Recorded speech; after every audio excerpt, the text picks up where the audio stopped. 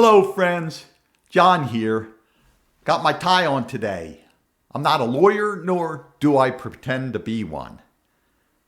What am I talking about? Well, let me explain. Bear with me for a second. I was doing a little bit of research on an old TV show I used to like called The Outer Limits. I was thinking of doing a video of some of my favorite episodes, and I wanted to refresh my memory of all the episodes so I didn't forget any of them that I really liked. And I came across forums and people talking about an old controversy that happened a number of years ago. It was a lawsuit from one of the writers of an episode of The Outer Limits. He's a famous science fiction writer. His name's Harlan Ellison.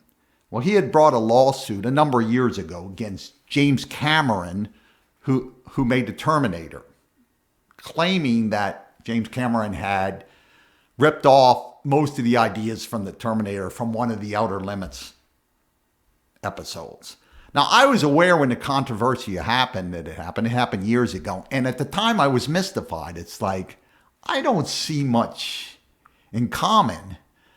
Just peripheral stuff, surface level stuff. But the major plot elements, I didn't see it.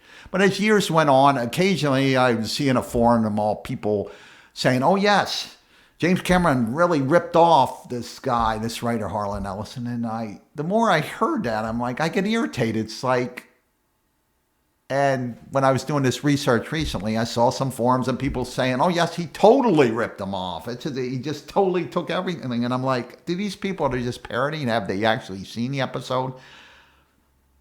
So what I want to do is describe the episode to you. Like I said, I enjoyed the series and I saw this episode a number of times.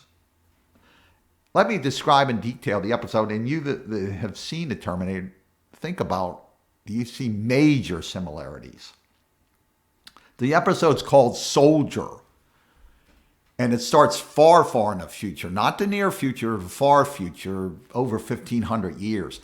There's two sides that are constantly fighting. Both sides are people. They're not machines.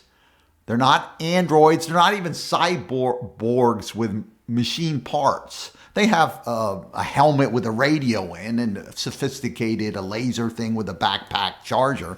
But they're people. Now, the critical thing in that show is they're raised from test tube babies. And raised from birth to be soldiers, to fight, to kill, kill, kill. They don't have the concept of mother, father, brother, sister, friend. They don't want them to have the governments of each side. Don't want them to have compassion, empathy, sympathy. So they're totally trained from birth to be killers. They're two of the soldiers, one from each side, are about to fight, and this energy beam hits them both and accidentally transports them back to the past. One of them gets out of the time warp energy. The other one's stuck there for a while. The police pick up the soldier because he's violent and he's rambling gibberish. They put him in a cell. They think he's crazy. They call in a linguist. A linguist is a person that understands language, to see if they can understand what he's talking about. He started to repeat something over and over again. The linguists gradually realize it's some form of English that's slurred really fast, and he interprets that he's saying his name, rank, and serial number.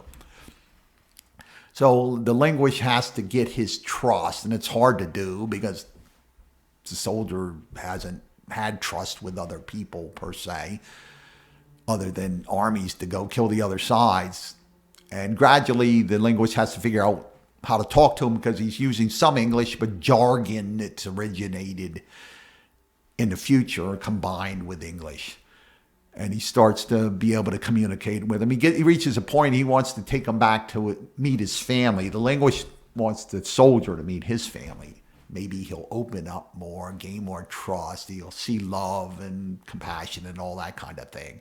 About this time, the other enemy soldier gets out of the time warp and now decides, kill, kill, kill. I got to go find the enemy soldier to kill him. So I won't spoil the ending, but do you see any major similarities with Terminator. Those of you that have seen that film.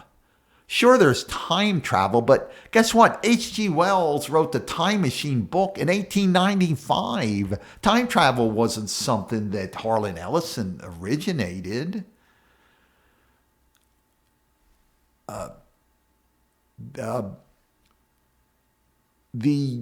In Soldier, they accidentally were transported back. They didn't have any purpose in going back deliberately. In Terminator, a machine and a human deliberately go back. They have a mission. That's a major part of the plot, and it's a major difference. Also, the mission itself of the robot in the Terminator is to kill a woman that's going to have a baby that affects the future. So that's a huge part of the plot. The reason to go back is to hunt a specific person to kill. Whereas the soldiers in Soldier, they didn't go back to kill anybody back in the past. So the funny thing too is there was another Outer Limit episode. And when the controversy first came out and I heard it, I was like, wait a minute, I think the wrong person's suing them. There was an episode called The Man Who Was Never Born in 1963, had Martin Landau.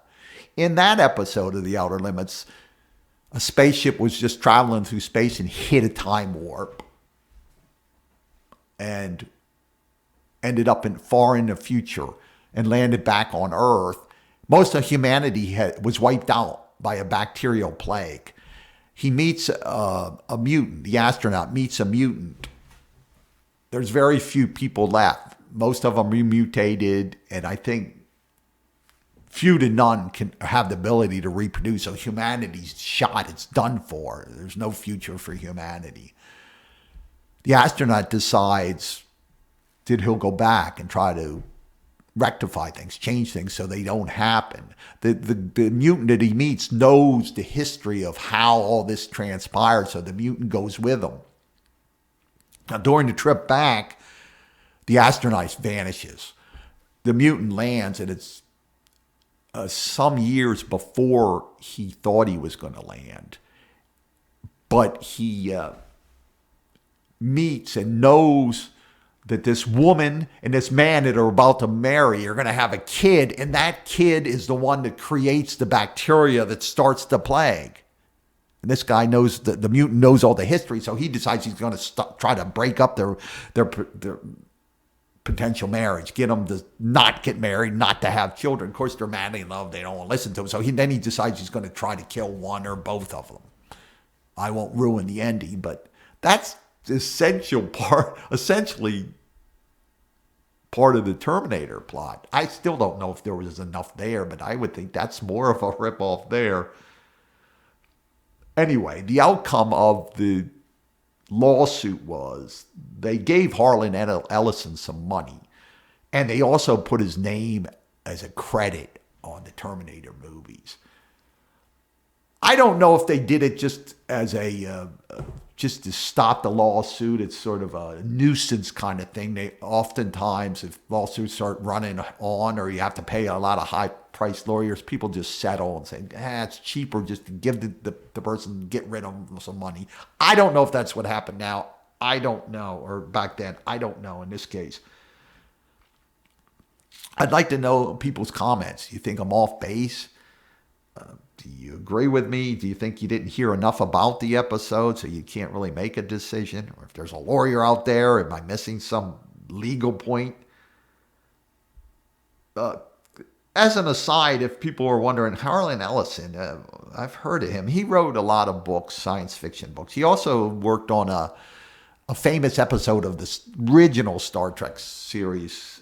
What was the name of that? The City on the Edge of Forever. That's another time travel thing where Dr. McCoy accidentally injects himself with something that makes him go out of his mind. He goes into this time portal, goes back to ancient Earth, or not ancient, back in old time Earth. It was pre-World War II. And he saves the life of this woman that's a pacifist. and that changes time.